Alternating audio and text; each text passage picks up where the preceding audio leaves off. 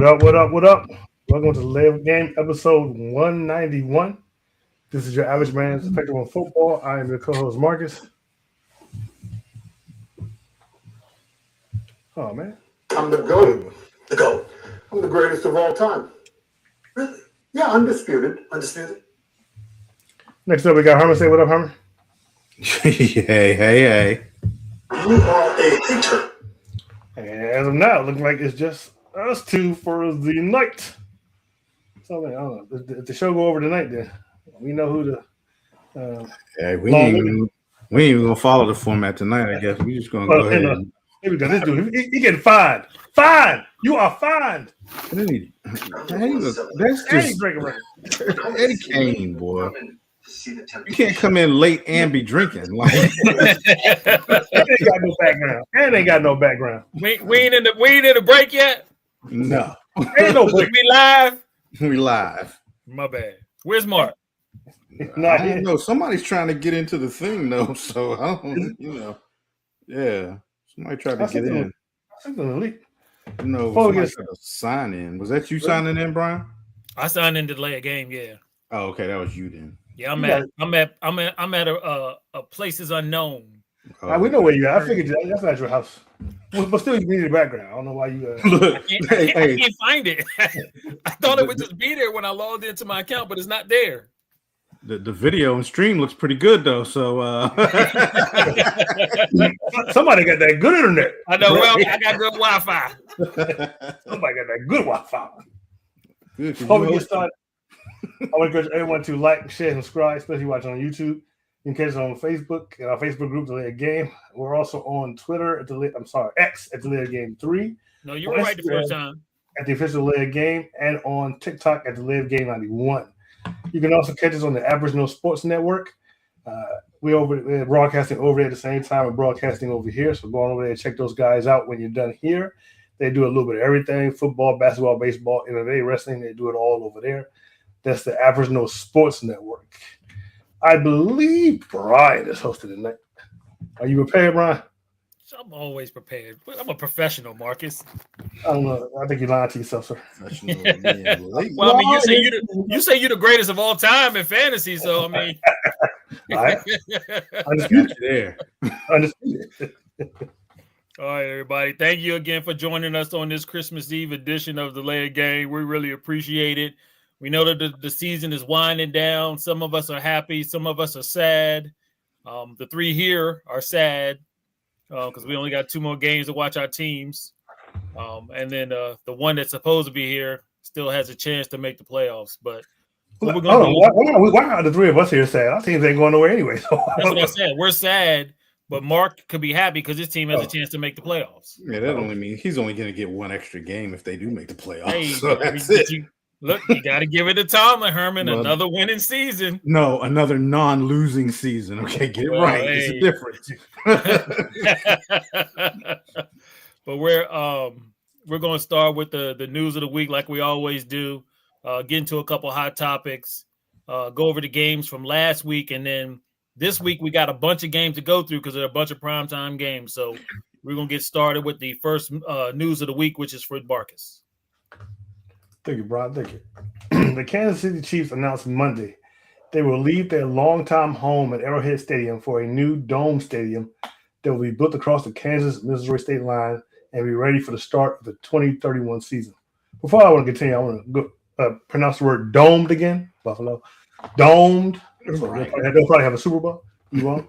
The announcement came shortly after the Council of Kansas lawmakers voted unanimously inside a packed room at the state capitol to allow for star bonds to be issued to cover up to 70% of the cost of the stadium and accompanying mixed-use district. The bonds will be paid off with state sales and liquor tax revenues generated in and defined around it. The location of Chiefs games will change, Chiefs owner Clark Hunt said, but some things won't change. Our fans will still be the loudest in the NFL. Our games will still be the best place in the world to tailgate, and our players and coaches will be ready to compete for championships because on the field or off the field, we are big dreamers and we're ready for the next chapter.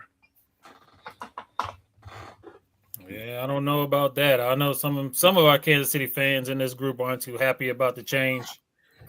Hey, no, they don't like nothing. It ain't. I ain't gonna comment on that. I would just like to reiterate the word domed Buffalo. Yeah. Domed. That's what So you you got can to do as an owner. So you can host a Super Bowl. Right. That outside stuff. Mm-mm. I mean, can you imagine the amount of money a Super Bowl would have brought to Buffalo? Yeah. I get it. It's just, I don't know. I miss the days of when you had home field advantage because of the weather, where teams didn't want to come play where you were because of the snow. You were trying to get home field advantage, so teams had to come there and play in the bad weather. But your team never had no weather advantage. No, it's just like with Buffalo, Green Bay. I mean, it like, the frozen tundra. You didn't want to go play there because it was cold. You remember Eli and Tom Coughlin. Remember Tom Coughlin's face was frozen, all red and everything. But also, championship game. So yeah, it's all about the money now. It's a business. It is. Yeah. It is. And these stadiums didn't cost that much back in 30, 40, 50, 60 years. That's true too. They did. Now you gotta you need to supplement that stuff and bring, like I said, bring us. Why build a stadium and not the ability to bring a Super Bowl to it? That's just crazy. I mean, I get the logistics and everything. It's just kind of sad. I mean, it's still going to be. I mean, think about how loud that stadium was when it was open air, and they're going to close it. That's going to be home field advantage enough, in itself. So, but I get what you're saying too, though. But if I was an owner, I would definitely have to build a dome stadium. It wouldn't even be an option. I mean, especially if you live in a cold weather state, warm weather. Warm weather's different, maybe a little different, but yeah, because you can still use your concerts. Because I'm thinking way bigger than just football. If I'm an owner at that point, that's why Jerry's $1 billion Cowboys. You know what I mean? $5 billion or whatever. All right, Herman, let's go ahead and hear your story. All right. So Jordan Love took the first steps towards returning from the concussion he sustained in Saturday's loss to the Chicago Bears when he participated in meetings and a walkthrough session while Malik Willis downplayed the severity of his shoulder injury. It made things look a little less dire for the Green Bay Packers quarterbacks Tuesday. Love remained in the concussion protocol after getting taken out in the first half of Saturday's loss to the Chicago Bears following a helmet hit from defensive end Austin Booker. But he was able to take part in most of what the Packers did during the first day of preparation for Saturday's game against the Baltimore Ravens. He's in the protocol. He'll practice per the protocol, Packers coach Matt LaFleur said Tuesday, so he'll be limited. Because it was not a full practice, participation levels were estimated. The Packers are expected to hold a standard in-season practice on Wednesday. Love could not speak to reporters because NFL rules prohibit players in the protocol from speaking to the media, which I didn't know. But he was seen walking through the locker room Tuesday and chatting with teammates as usual. All right, we'll see. That actually dramatically changes the chances of the Green Bay Packers, depending on Love's status, and Malik Willis. Yeah, I don't think he's going to clear it. Well, he might clear it, I guess. Yeah, I mean, it looked bad. It looked bad. I mean, CDs did too, but he cleared. So yeah. All right. Pittsburgh Steelers wide receiver DK Metcalf will sit out the final 2 games of the regular season after his suspension for violating league policy in an altercation with a fan in Detroit on Sunday was upheld on appeal. He will sit out the games at Cleveland and against Baltimore in weeks 17 and 18, respectively. Metcalf will forfeit $555,556 in salary. The suspension also voids a $45 million in future guaranteed money, according to his contract, which was reviewed by CBS Sports and ESPN. The fan, Ryan Kennedy, will not face any discipline from the Lions, the team said Tuesday. Steelers coach Mike Tomlin said Tuesday he spoke with Metcalf about the incident, but didn't want to give his opinion until after the ruling on Metcalf's appeal. Quote, "He did explain to me why he did what he did, and I certainly don't condone the behavior, but I do support DK," Tomlin said.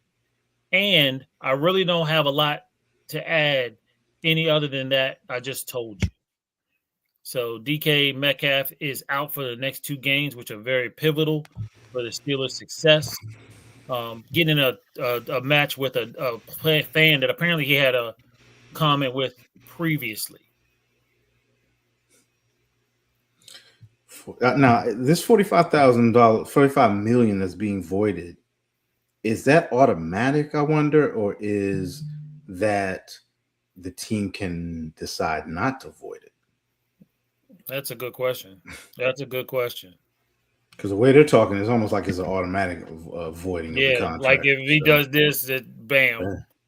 But I mean, just the fact that how stupid can you be? Yeah. That's all I can say. Why even go over to that fan? If you knew you had negative connotations with him again, why even go over there? Right. I mean, $45 million. That's a lot. 555,000 he's missing. That's a lot. Exactly. That ain't no chump change. He could have said what he wanted to say about me. That's what I'm saying. $45 million. Hey, that type of money. You say whatever you want about my family, me. Right. Look at my bank account, fool. That's all you had to say back. Yep. That's crazy. All right, Marcus, go ahead and get us in trouble. Well, that's the news. And thanks for stopping by. All right. Next, we're going to do is we're going to talk about a couple of hot topics going on in the NFL. The first one we want to discuss is whose Super Bowl window is closer to closing, the Detroit Lions or the Kansas City Chiefs? So as we know, the Kansas City Chiefs will not be making the playoffs this year. Detroit Lions still have a heartbeat, still got a chance to win, but it is looking worse and worse as the season progresses. Marcus, which team you think is out of their Super Bowl window? Well, I would have to say, to be honest with you, I don't think either one is close. If I got to choose, I would go with Detroit. And rather than discussing Detroit, I'm going to discuss why I don't believe Kansas City's windows is closed necessarily. It's not necessarily closed, but who's closer to it closing? Who's closer to it closing? Mm-hmm. And what you just said for the foreseeable future, then for the near future, I'm gonna say Kansas City. I believe Kansas City got exposed this season. Kansas City has a lot of how would you say it?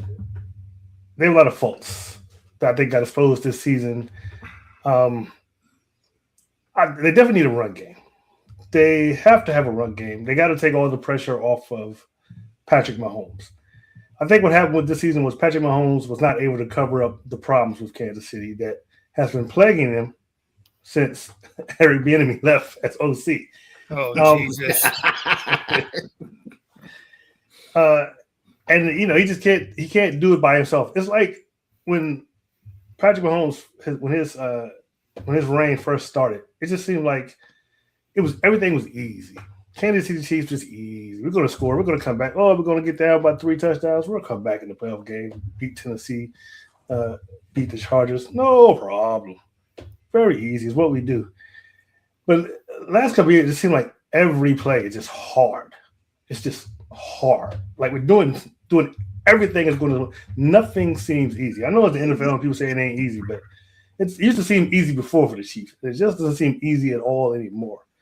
Another problem, they got to get a defense. They have to improve their defense.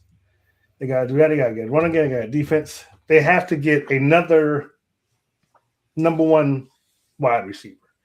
I know they've been drafted. What's his name? Rashid, so whatever his name is, Rice, yeah. And the other dude from Texas, wherever I believe it is.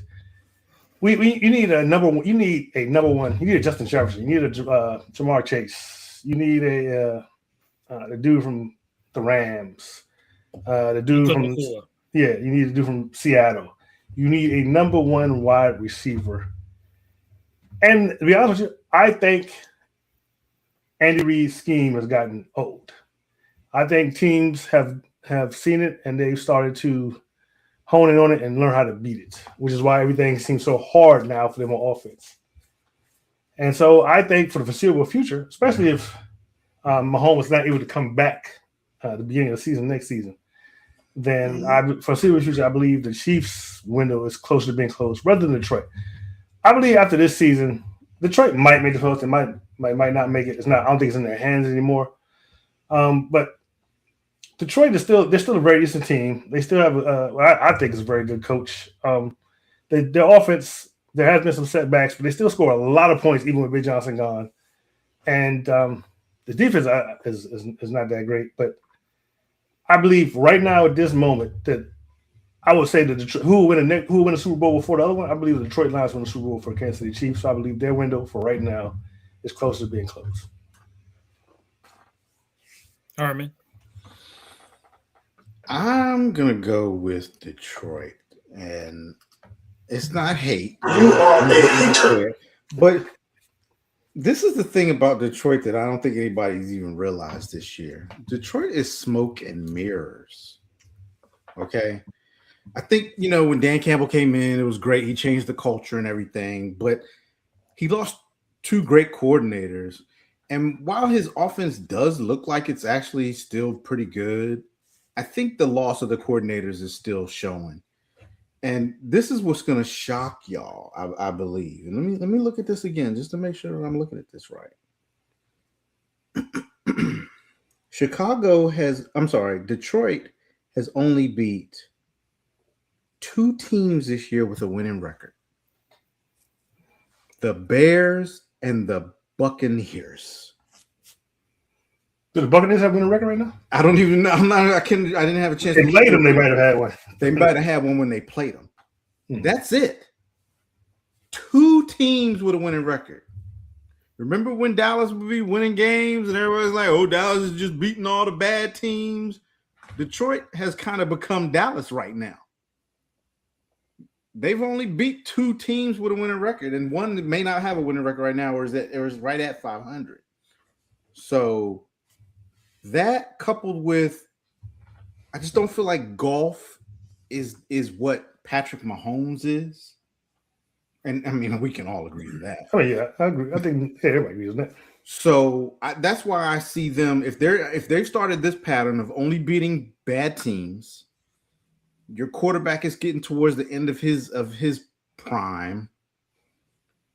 Your offensive coordinator now, or at least person calling your plays, is your head coach, who is not really that skilled of an offensive coordinator. I just have more faith in that Kansas City can rebound and that they have a longer window than what Detroit has, because Detroit at some point, I just feel like this whole Dan Campbell thing is going to start to fade and the fans are going to start to get mad, and then the ownership's going to wind up changing them out. I don't. Detroit, come on, man. They've had the best run they've ever had with Dan Campbell. Right, and that's you got to be crazy to fire that dude. Philly got rid of Andy Reid. They had some great runs too. I don't think Philly ever had a non-winning season. My point is that I believe that Detroit's window is small, is closer to closing, and it probably more revolves. If anything, it revolves mostly around the quarterback position, because when you have the franchise quarterback like Patrick Mahomes, you can rebuild fast. His contract's not prohibitive, not right now, and he's already shown he's willing to take a team friendly deal. So I'm gonna go with Detroit. You are a hater. Yeah, I'm more inclined with Marcus to go with Kansas City. And my main thing is, I think both of these teams are good. I think both of these teams have opportunity to bounce back. I think roster-wise, Kansas City has a harder time making up for the flaws that they have. They have had a flaw on the offensive line for the past 2 years. They still have not solved that particular issue, which results in the running game not being as well as it should, which results with Patrick Mahomes having to make more plays. Defensively, Jones is not getting any younger, and he's your main pass rusher on the defense. The defense is not going to get any better right away either. Kelsey, he's pretty much done. Oh, he's gone, yeah. He's pretty much done. So now you have a bigger hole on your offense because he was a big part of the offensive passing setup. So I see Detroit as one of the best offensive lines in the league, one of the best running games they have. They have two dynamic wide receivers. Defensively, they do have some errors. They do have some questions, but overall, I think there are less holes in the Detroit Lions than there are in the Kansas City Chiefs. Smoke and mirrors. They do have a better roster. I'll give you that. They do have a better roster, but they're only beating bad teams. What are their losses? What teams did they lose to? The Packers. They lost to the Chiefs.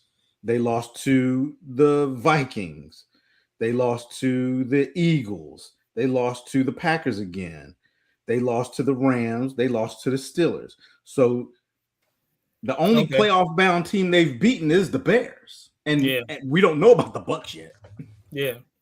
Well, see, the issue with that is right now there are a couple of teams that everybody believes has a Super Bowl favorites that have beaten nobody but bad teams. Buffalo and New England have only beaten bad teams pretty much. I just want the same energy kept with these teams that are beating bad teams. But I get it, but I mean, if you jump to Kansas City, I don't think they had any big wins this year either. Yeah, definitely didn't.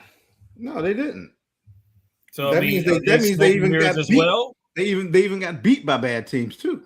So are they smoke and mirrors as well? Kansas City. Obviously, that's the reason they were. They were definitely were. I mean, so how are you making that a fault of Detroit, but not? I didn't make it a fault of Kansas City because Kansas City's not in the run, is eliminated from the playoffs at this point. Right, but we're talking about down the road. Next year, you don't think which team would bounce back faster? Kansas City. You think Kansas City will bounce back over Detroit? Yes. Next season? Yes. You know why? Because you got the Packers who are going to be better again. You got Chicago who's going to be better again. And the Vikings will probably bounce back next year. You got the Broncos will be better again. You got the Chargers will be better again. The Chargers probably won't be that much better. I think the Broncos are going to take a step back. And we know the Raiders ain't nobody. I hope we don't have no Raiders fans watching. But I think Baltimore's going to be better. That's AFC in a whole. I mean, if you want to go there, then we can name a bunch of teams that are going to be better in the NFC. So we hope to be better. Like we hope to be better. Come on, Washington's going to be better. Dallas is going to be better. We hope. We know they will be. The Bucs will even be better than they are this year. Who else we got? Atlanta's probably going to be better. I mean, the Lions have been like the cream of the crop offensively for a few years now. About 3 or 4 years. I need to go back and look at their last couple years of schedule and see who they were beating. I have to do a deep dive. All right, well, it's 2-1, Herman. You lose. Whatever. Like, I'm right. You guys are wrong. All right, Herman. So you think you're so smart. Here's the next hot topic. What's your opinion on how the refs handled the end of the Steelers-Lions game? Did they take too long to make the call? Should they have gotten replay involved? What do you think, Mr. Triplett? I thought it was honestly horrible the way that they just stood there talking, trying to figure out what to call on this play.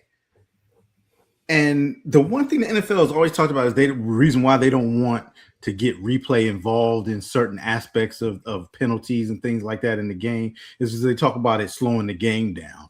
But yet the refs stood there. It may not have been 5 minutes, but it felt like at least 5 minutes talking about what they were going to call. To me, if y'all are this confused, it's like 5, 6 referees, 6 officials on the field, and they're literally standing there talking like, what are we calling here? What exactly went on? Blah, blah, blah, blah. I'm like, well, okay, then maybe you should get New York involved. Maybe New York should have been involved. They got all kinds of camera angles. They could have at least called down and say, hey, this is what we saw. And then you make the proper call or whatever. I'm not saying that they necessarily got the call wrong, but if the NFL is going to go on their reasoning for not using replay more is to make the calls quicker on the field and more efficient, they blew it on that game. This was the end of the game. They standing around talking, trying to figure out what the heck to call. While the fans, everybody's watching TV waiting, like, what the heck is this call going to be? It was kind of ridiculous to me.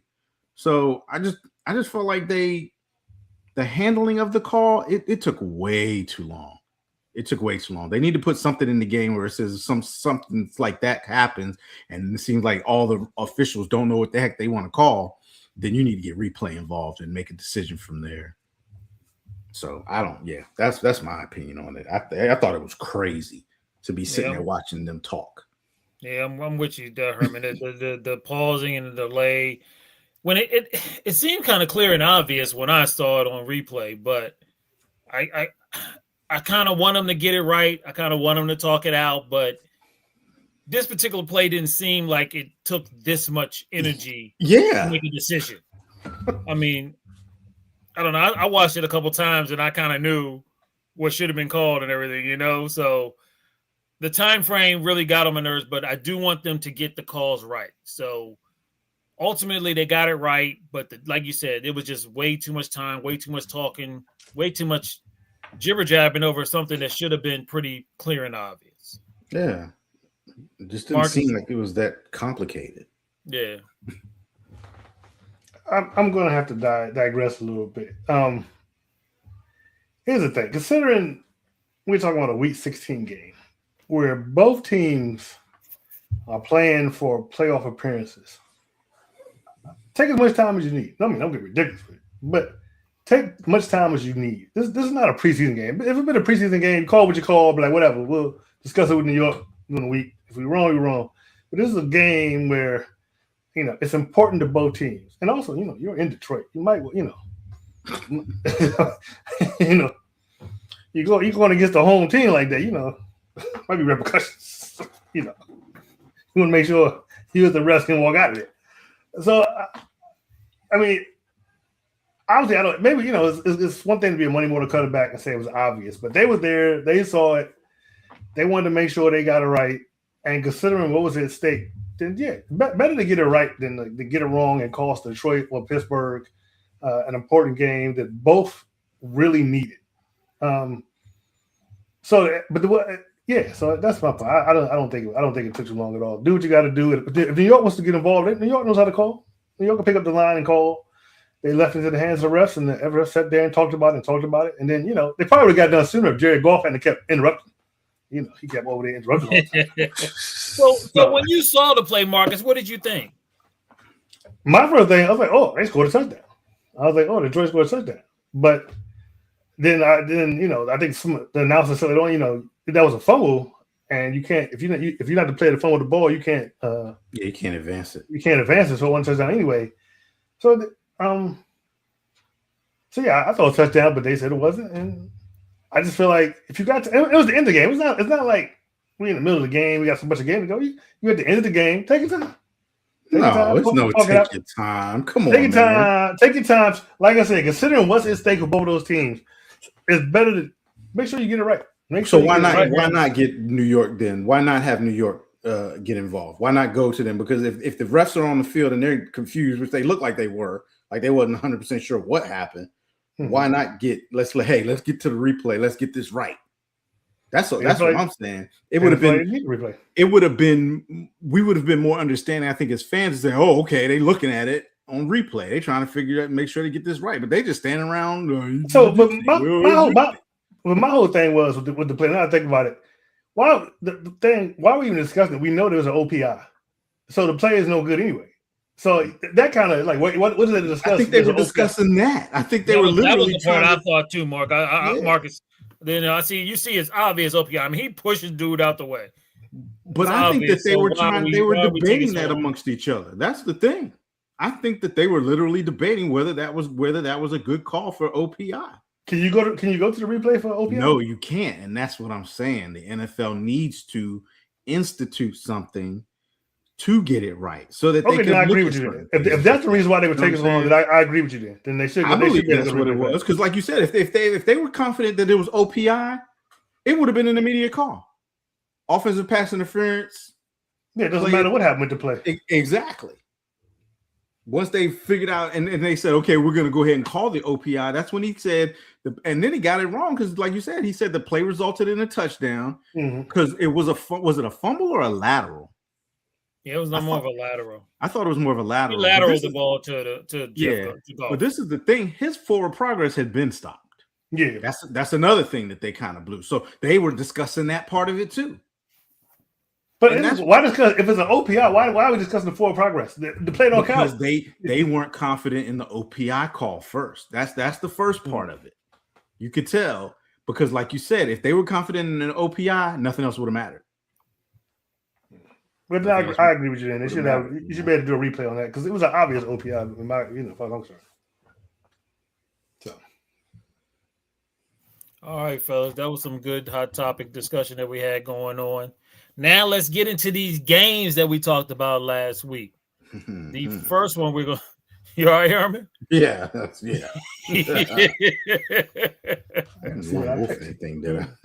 All right, the first game, I should be wearing the hat, but I told you I ain't wearing the hat. So the Seahawks let me rephrase this. The Los Angeles Rams went to Seattle and lost in overtime 38-37.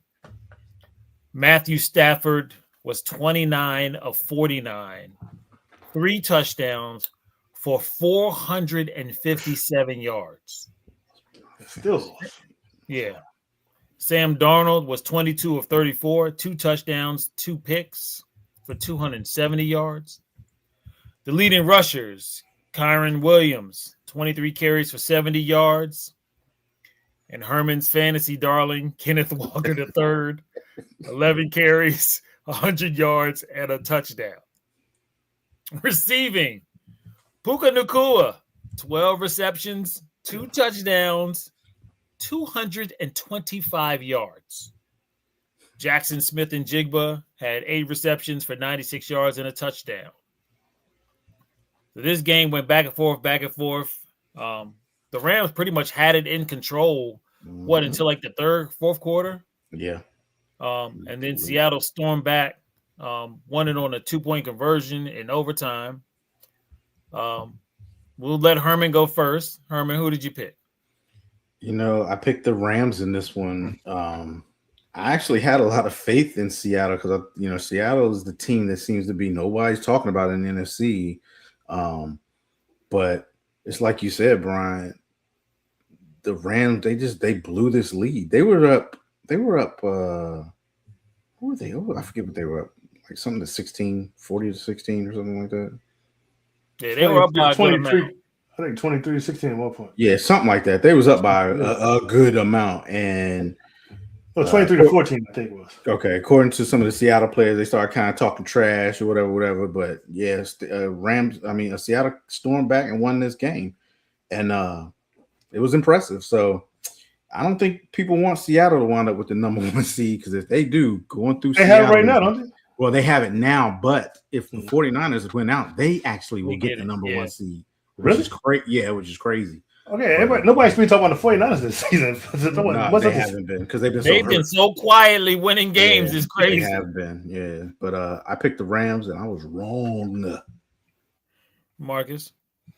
Yeah, I also picked the Rams. And like Herman said, from the way this game started, it looked like the Rams were going to walk away with this game. The Cool was having just a tremendous game. And Sam Darnold, for about 3 quarters, he looked like garbage. Like he was seeing ghosts. Looked like he was seeing ghosts again. So yeah, but he managed to get it together in fourth quarter in the overtime. It's just got to be debilitating to a team to be up that much and doing that good, and your defense just lets them walk back into the game like that. I still think my Rams are Super Bowl pick. I'm still thinking they're going to get there, but it's going to be without the number one spot. It's going to be a long road because Seattle and San Francisco are right there. So, but I picked the Rams and I was wrong. Did Mark ever put his picks in the group chat? He picked the Rams. I don't remember if he put the others in. I'll check real quick while you go ahead and go through yours. All right. Well, of course, I was the smart one of the group. Picked Seattle. Won't have my hat, but thank you. Boo. We got a lot to talk about, so I ain't gonna take up too much time. To be honest with you, I was regretting that pick. this whole game because the Rams was going up and down the field. Not only that, but in fantasy, I was playing against Matthew Stafford, who put up 75 points by his freaking self in this game with the production that he put out.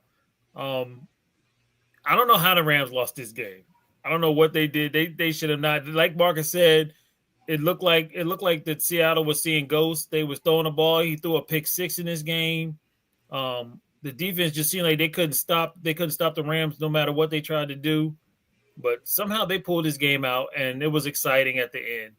I luckily got this one right, but to be honest with you, I should have been wrong. But the Seahawks got it, and that's definitely going to put a thorn in the side of the Rams trying to make this playoff run and make it to the Super Bowl, Marcus. This is the second time. Last year they lost against the Eagles. Again, they losing these close games like this that you should have won. It's not good. It's not good for your psyche, but I did pick this one right. Nah, I only see. He only gave us the Rams pick. I don't see the rest of them. So. Okay. Ooh. All right, we're gonna move on to the next game. This was the 10-5, the 9-5 Eagles at the Washington Commanders. This was the Saturday game.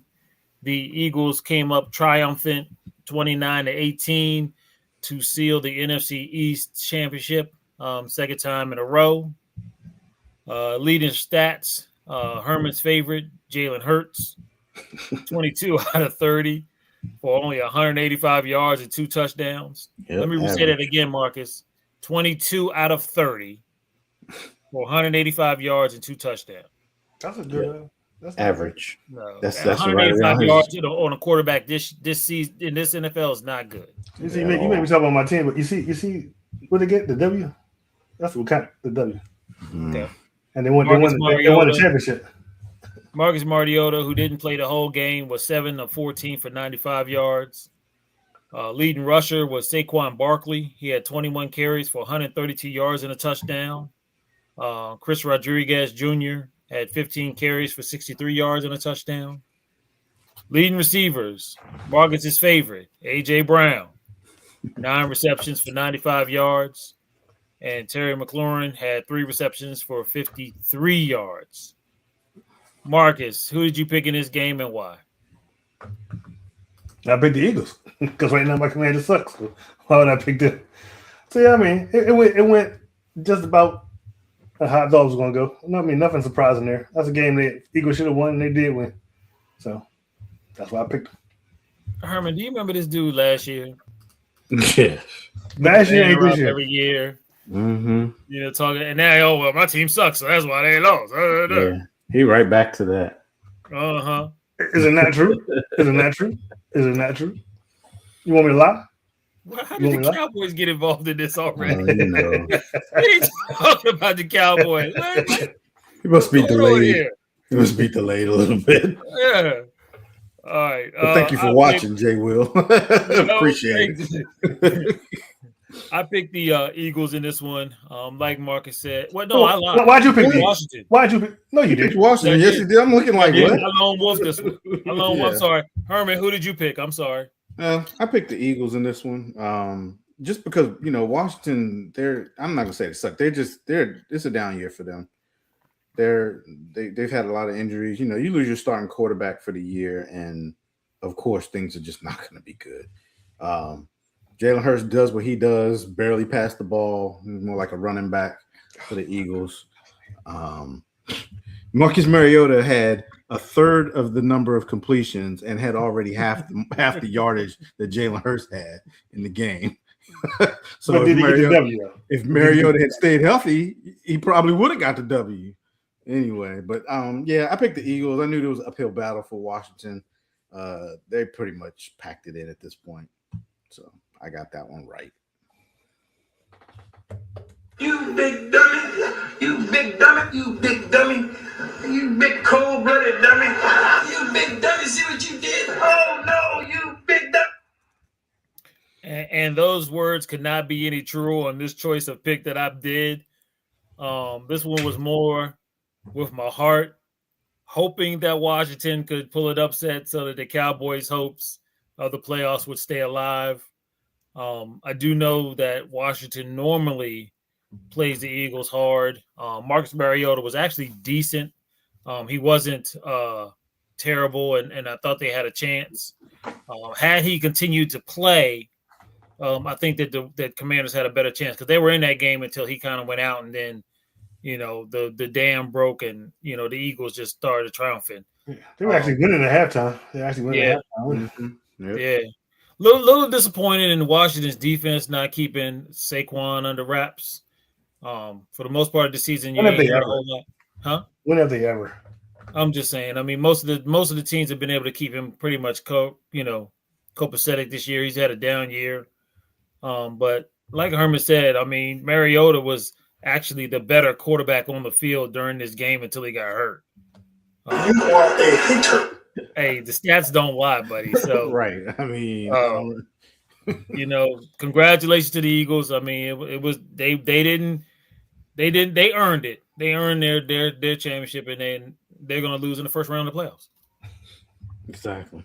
Now that was hating, Marcus. That was hating. Right. That's when you say You are a hater. All right, let's get on to the next game. This is the Green Bay Packers at the Chicago Bears. The Chicago Bears won this game in overtime, 22-16. I'm sorry, not overtime. They just won this game, 22-16. Yeah, no, it was overtime. overtime. It was overtime. Yeah, it was overtime. This stats. Like Herman told you in the story, the Green Bay Packers lost Love in this game to a concussion. So Malik Willis was 9 of 11 for 121 yards and a touchdown. He also got hurt in this game. Caleb Williams was 19 of 34 for 250 yards and 2 touchdowns. Leading rushers, Wilson for the Packers had 14 carries for 82 yards, and D Swift had 13 carries for 58 yards for the Bears. Leading receivers, Romeo Doubs, 5 receptions, 84 yards and a touchdown, and Moore for the Lions had 5 receptions for 97 yards and a tutty. In this particular game, I picked the Bears. Oh wait, how long will this one do? Didn't I? Yeah, you did. All right, so we'll go. I'll go last. Let's start with Herman this time. Herman, why did you pick the wrong team? Well, I picked the Packers because I thought the Packers were a better team for one. For two, the Packers were one of my early picks early in the season. Remember, I think I had them going to the NFC Championship. And at times, I just don't believe in Caleb Williams. But I will say this game, Caleb actually made some huge throws. The one to get them into overtime and the one to win it in overtime. Those were some incredible throws. So I have to give him his props on that. Losing Love was a big hit, and then Willis getting hurt too was a big hit for Green Bay. This was just like a classic good divisional game, NFC North divisional game. And I got it wrong. It was, it's kind of a toss up. Went to overtime and the Bears made the plays and Green Bay didn't. So do you believe in Caleb Williams now, Herman, or? I'm starting to get close. I'm going to say this. I think next year we'll probably see a whole lot better Caleb Williams. I think that actually he's going to improve and become he's going to be that franchise quarterback under Ben Johnson. He still does a little bit too much sometimes, but I think he'll grow. Sometimes they win in spite of him. Yeah, I think he'll grow out of it. Yeah, I think he'll grow out of it. Marcus, why did you pick the wrong team? Bro, I would say that brick wall is whack. Okay.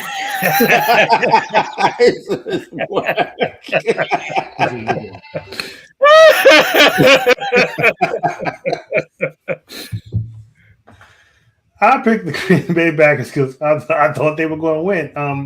Losing your first and second quarterback will do that to you. But they were pretty much, Caleb Williams was pretty much playing like trash for most of this game in the first half, and then coming back in the second quarter, much like Sam Darnold did. I mean, the second half, much like Sam Darnold did. I have to admit, he threw some dimes in this game, boy.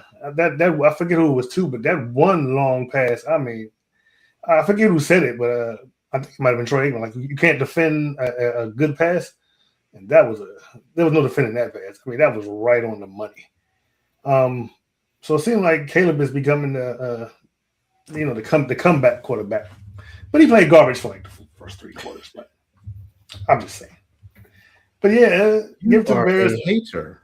But the Green Bay Packers, I hate picking Green Bay because to me they're so up and down. They're so up and down. But losing your top 2, your first and second quarterback, they'll do it to you. So, but I give it to Malik Willis. He was balling for a minute there. He's done real good under what's Green Bay's coach's name? Matt LaFleur. Matt LaFleur, yeah. Yeah, he's done. He might get a second chance starting somewhere, playing like that. So, yeah, I picked the Bears, but they lost. It's funny you said that, Marcus. It seems like LaFleur does have a game plan for Malik Willis's skill set. Yeah, because he had to start a few games last year, and I was like, oh, they're done, and they ended up. He did very well. So you're right. You're right about that. I picked the Bears on this. I don't think we should get the music if we don't know what the fourth person picked. Oh yeah, no, that's not my fault. He did not show up, sir. Not my fault. And y'all made me listen to You Big Dummy, and you wasn't concerned about that one. Yeah, that one's different. That one's different. But I picked the Bears in this one. Green Bay's becoming a mass unit. Starting running back, starting wide receiver. I'm sorry, starting quarterback. I think they did lose their wide receiver again. Can't think of his name, Goldsmith or something like that. Oh, Watson. Golden. Golden. Oh, well. I think he got hurt in that game too. He's not the number one. He didn't make any catches. I mean, I know they were excited about him coming back because he would stretch the field. It's going to be tough for Green Bay, man. I'm thinking that the Lions right now are going to overtake Green Bay and get that final wild card spot. Especially if Love doesn't play this week. It's going to be tough, but you got to give it to the Bears. Like Herman, like you said, I mean, I'm still not believing Caleb like that, but Marcus, he made some plays, and the defense keeps them in games, and they're coached well. You got to give it to them. They are coached well. He gets a little crazy at the press conferences, the head coach, and I guess there's still some tension between him and Green Bay's quarterback, head coach, because these in the game chats are real tight. It's just adapt and keep it moving. But I was like, go ahead. But I like what the Bears are doing. I mean, they have like the best running game in the league right now, and with that and a good defense, it will take you far. So as long as Caleb don't mess it up, they got a good chance. See, I don't have a lot of faith in Caleb. I have a lot of faith in Ben Johnson, though. Yeah, I'm with you on that. Ben Johnson ain't throwing the football. He's coaching them. He's making a difference. All right, the next game we're going to talk about is the Tampa Bay Buccaneers at the Carolina Panthers. Carolina pulled this one out at the end, 23-20. Stats for the quarterbacks: we had Bakerfield, 18 of 26, 145 yards, a touchdown, and a pickle. We had Bryce Young, 21 of 32, 191 yards, and 2 touchdowns. Leading rushers: Irvin had 19 carries for 71 yards. Rico Dowdle, 9 carries, 29 yards. Receiving, Ekuba had only 1 reception for 40 yards. He was on my fantasy squad. And McMillan had 6 receptions for 73 yards and a touchdown. He was starting? He was starting on your fantasy squad? You had one. You had him. Oh. Yes, I had him starting. Yes, I am ashamed to say it. I had him starting. I'll go first. In this game, I did pick the Buccaneers. I thought that the Bucs had the better total team. I thought that they would come out, going guns a-blazing. They had all their receivers, but it was not meant to be. When you give up, 275 yards to the Carolina Panthers at home, you keep letting them stick around. Bad things will happen. So I did pick the Bucs. I picked this one wrong. Marcus, who did you pick? I picked the Panthers. I had more faith in them at this point. And if one thing Tampa Bay and the Colts have proved this season is you don't win a Super Bowl in the first half of the season. You don't win a Super Bowl in the first half of the season. They were in it fighting, but they don't look like the same team they did the first half of the season. They're not winning these games, these close games. Baker Field isn't making these fantastic plays in the games to win them like he was at the beginning of the season. And just right now, the Panthers are hot when they need to be, and I think they might take this division. So that's why I picked the Panthers. Herman. Yeah, I picked the Bucs in this one too, man. And it's like Marcus just said, the Bucs they're not the same team. And I think we're thinking about, okay, well, Mike Evans is back, Godwin is back. They should be that team, but it's just not there. Your leading receiver was how you say his name? Egimon? Yeah, the rookie. One reception for 40 yards. When you have Mike Evans and that's your leading receiver, that's a problem. That's just a problem. I don't know, Bakerfield, maybe he's hurt. He's pushing things. But again, this was I don't want to win the division bowl.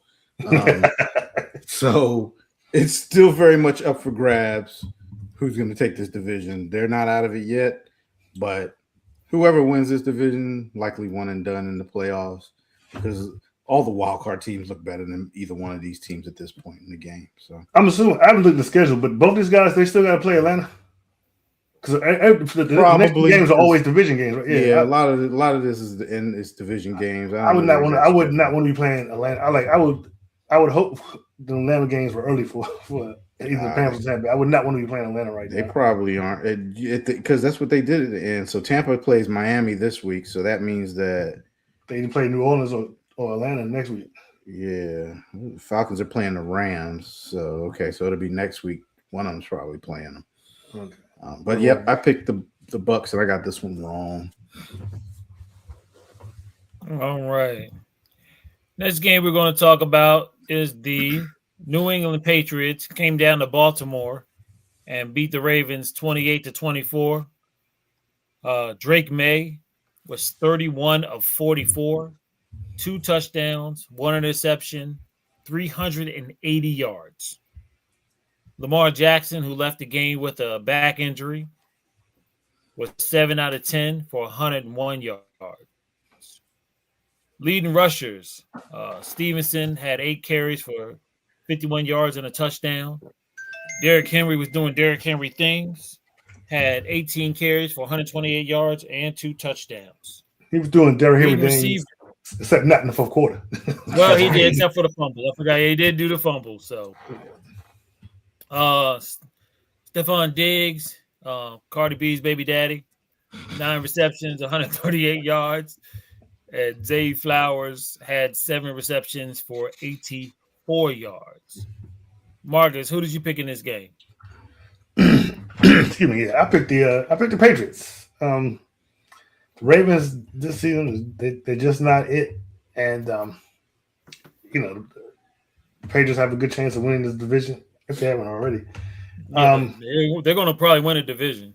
Yeah. So they look at the first seed. Even though they've also haven't really beaten anybody with a winning record, they still have a good record. Didn't they beat the Bills first game of the season or something? That's the only team. I think that's one of the very few teams when they're just like who were we talking about earlier? No, Detroit. They're just like Detroit. They haven't. If you look at their record, they may be 1 or 2 teams with a winning record. Everybody else has a losing record. But the Ravens, man.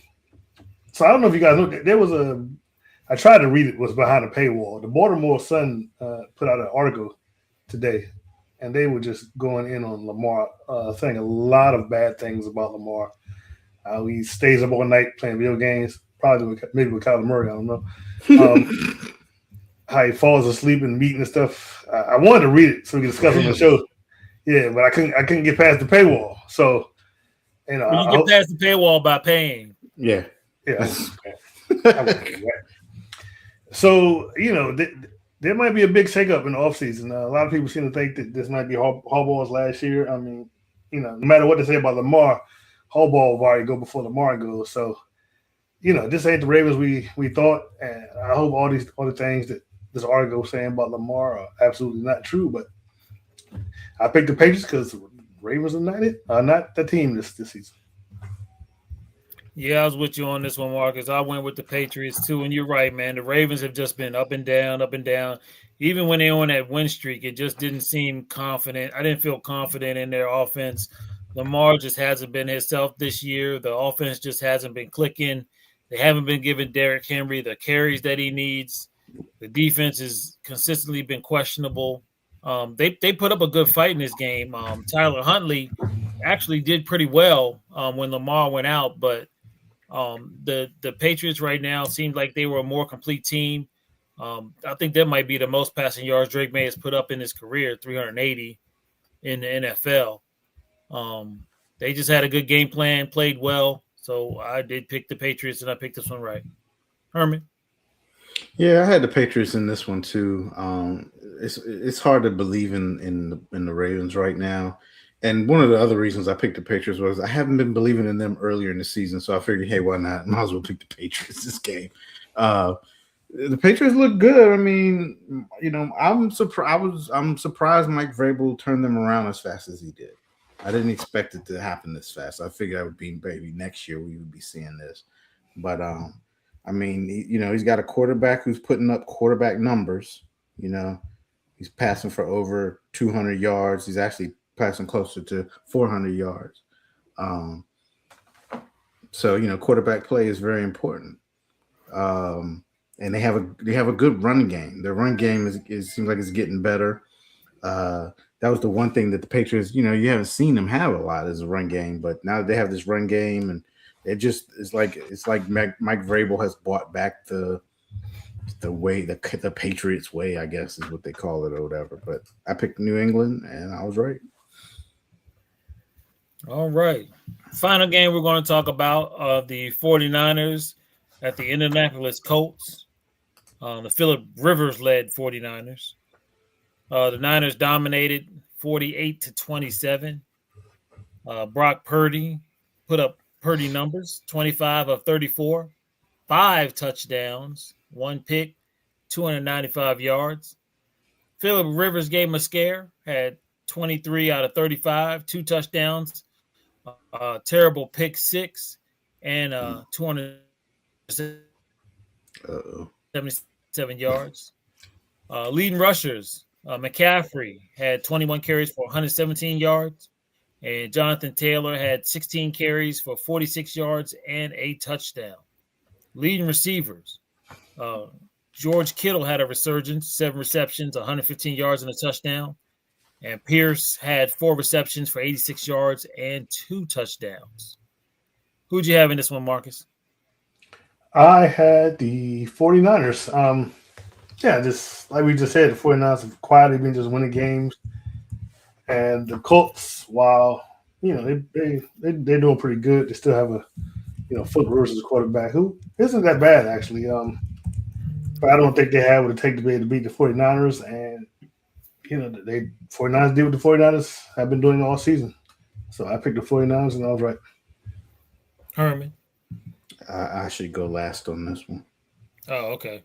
I picked the 49ers in this one as well.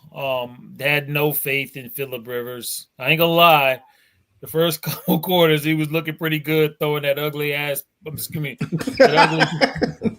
that ugly ball that he shot puts to people. But I think that the Niners defense realized pretty quick in that game that dude can't throw deep no more. So I think they started going in deep, creeping in closer and closer and giving him less opportunities. and they never could get the running game going. I mean, 46 yards for Jonathan Taylor is kind of crazy. The Colts defense was in this game for a little bit, but then it just kind of fell apart. You got to give it to the Niners, man. Like I said, man, they quietly just creeping, just getting these wins and not saying nothing, no bravado, barely on the TV screen, but they slowly up there. And, before you turn around, they're going to be in the playoffs. All right, Herman, why did you pick the wrong team? You big dummy. You big dummy. You big dummy. You big cold-blooded dummy.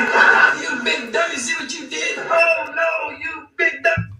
This game started out, like you said, this game, they went down the field immediately on the first drive and scored a touchdown. I was like, yo, Phillip Rivers is out here running his offense like he's Peyton Manning or something. It was kind of crazy. You put that in the chat, too. I did put it in the chat. And at halftime, it was 24-17. So it was a close game at halftime. But second half matters. And it looks like the 49ers made an adjustment and the Colts didn't. And you hit it on the head, Brian. The run game. Where's the Colts run game gone? You got Jonathan Taylor, one of the top backs in the league, top 5 backs in the league. And he only had 46 yards on 16 carries. Now, granted, the game did get out of control a little bit. They were, but yeah, the Phillip Rivers experiment didn't work out quite right. He got 2 games and that's it. I know they're not going to roll him out this week. Like, what's the point? He's not starting this week? I think he started. Is he? They're out. Like, they're out of the playoffs. What's the point? I think he's starting. Wow, that's kind of crazy. But like you said, Brian, he was shocked putting the ball. Like, they tried to scare I think they tried to scare the 49ers when he threw that first one. Yeah. And it was like, that ball just fizzled. It was like, oh, okay. We ain't got to worry about that no more. And they went right, they went right at him after that. But I picked the Colts, and I was a big dummy. I don't need the music going out. That's good. It's fine.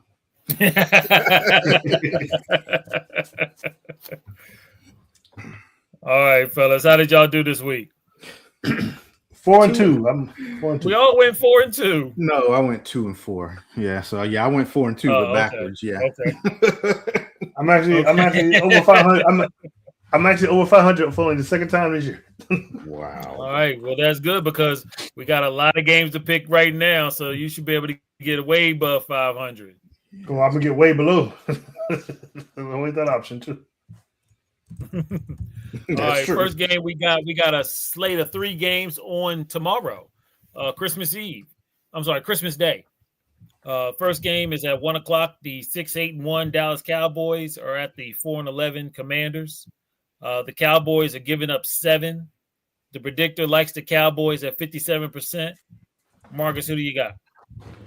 I know when they scheduled this game, they thought it was going to be a game. It meant something. This was going to be a good one.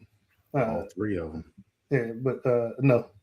I'm picking Cowboys. You said the Commanders? Good job. I said the Cowboys. Commanders.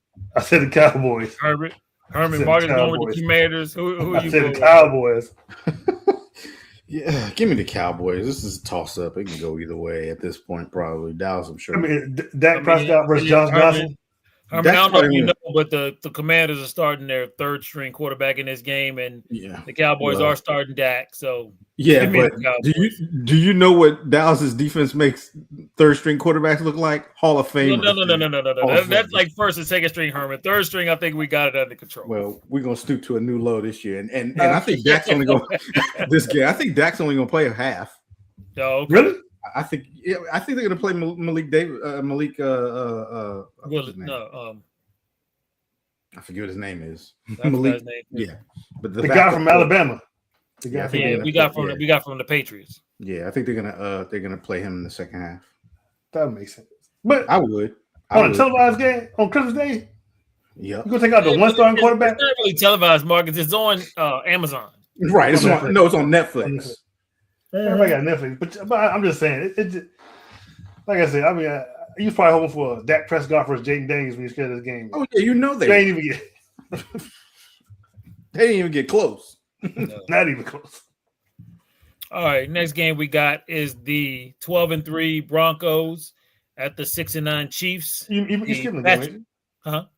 Yeah, you Skip skipped the it. Vikings at the Lions. Oh, I'm ain't sorry. you? The Lions and Vikings.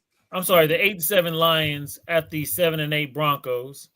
The Wait, Lions. no, the Lions at the Vikings. What I say? Broncos. I'm sorry. The Lions at the Vikings. Hey, do them glasses work or they just for show? Come on, bro. Right. The Lions are giving up 7.5 in this game. The predictor likes the Lions at 76%.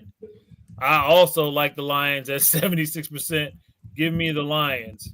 What do you got, Herman? I would be a fool to pick the Vikings, so I'm rolling with the Lions. And Marcus. Yeah, I'm going with the Lions too. JJ McCarthy isn't even playing, so I'm going with the Lions. It wouldn't even matter if he was. It wouldn't matter. It wouldn't. I was still gonna pick the Lions anyway, but since next week when Brian asked me why I picked the Lions, I'm gonna say that's my excuse. Well, I'm not going to ask you next week, Marcus, because I picked the Lions too. So. All right, next game we're going to talk about is the final game on Christmas Day. The 12-3 Broncos at the 6-9 Kansas City Chiefs without Patrick Mahomes. The Broncos are giving up 5.5, which I think is still low. That's The way predictors like the Broncos at 56%. Herman, who do you like? Only a fool would pick the Chiefs. The Chiefs are mailing it in. They put a whole bunch of people on IR this week. Ooh, a whole bunch. Yeah, they're done. Give me the Broncos. Yeah, I'm with you, Herman. I'm going with the Broncos. Marcus, who do you got? I'm also going with the Broncos. All right. Next game we got are the 10-5 Texans at the 11-4 Chargers. The Chargers are giving up 2.5 in this game. The predictor likes the Chargers 51%. Toss up. Marcus, who you tossing to? I'm tossing to the Texans. They're hot right now. I'm going with them. You tossing the Texans? I'm going with the Texans. You're tossing the Texans. Yes, I'm tossing the Texans. You're tossing the Chargers. Did he? Really? Herbert, you tossing somebody too? No, I ain't tossing nobody. No. Good grief. Family show, buddy. Family show. Christmas Eve too, Brian. Come on. I'm sorry, Herman. Who did you pick? Give me the Texans. I'm with Marcus on this one. Texans are high. I think their defense will definitely slow the Chargers down. Give me the Texans. Yeah, I'm really surprised, guys. I thought y'all were going to both go with the Chargers, and I was going to have to Texan it all by myself. But you're right on spot, Herman. That Texans defense is going to light that Chargers offense up, especially with the quarterback who still has the bad hand. He had a good game against the Cowboys, but everybody does. I think he comes back to reality on this game. I like the Texans big. All right. Next game we're going to talk about are the 7-8 Ravens at the 9-5-1 Packers.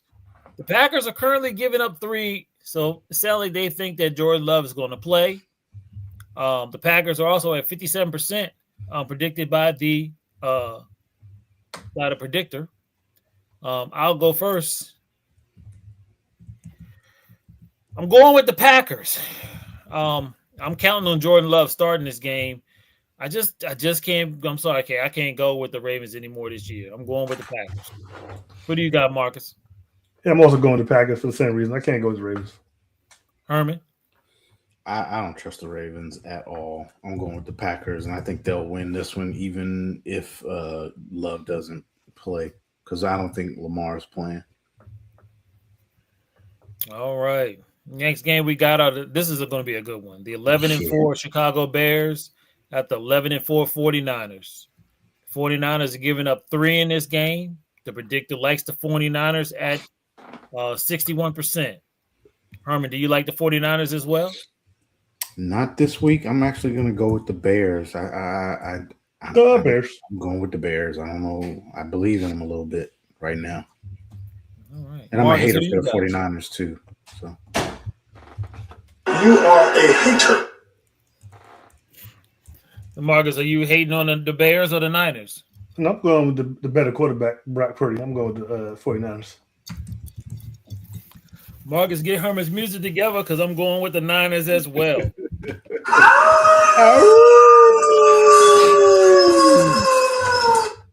Facts. That has kept the Niners have been winning. They've been winning good. Brock Purdy's feeling better. I just think it's their time. All right, guys, we did pretty good. We got one final game: the 11-4 Rams at the 6-9 Falcons.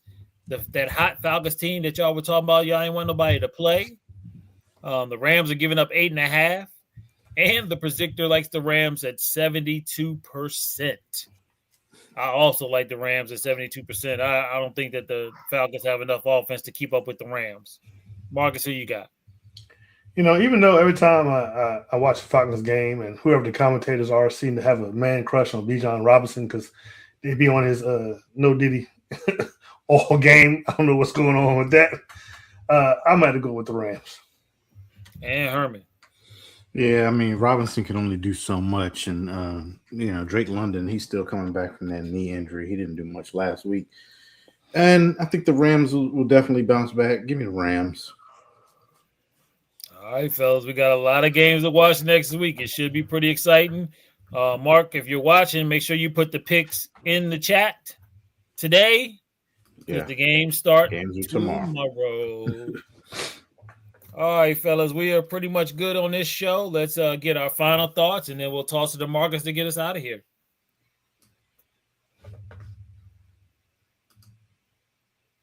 Final thought, Herman.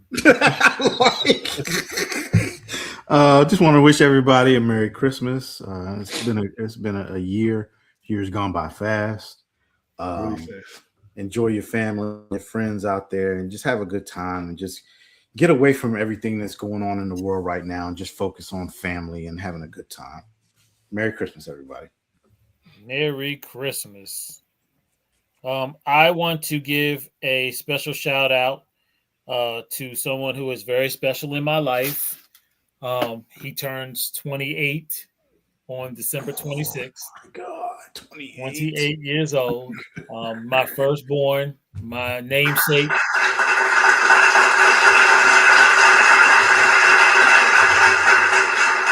Brian, you know how much your father loves you. You have been the best thing that's ever happened to me, and I wish you nothing but the best, sir. Congratulations and happy birthday. Happy early birthday. Happy birthday, Brian. I don't think you can say that, though. Kids. Yeah, you got other kids, sir. You got other You're kids. supposed to say that, buddy. I'm just saying he still was one of the best things that ever happened to me. Okay, one of the best things. Okay, one of. You can't say the best thing. Right. You can't say one of.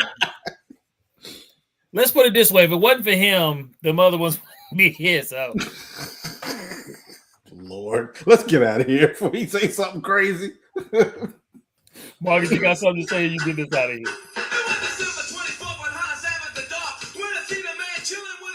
So I just want to say Merry Christmas to everybody. We will see you next week. Not same bat time, same bat channel, but on Tuesday. So we won't interfere with your New Year's Eve party. So we will see you next. We will see you next week. Different bat time, different bat channel. Peace. We out. Peace.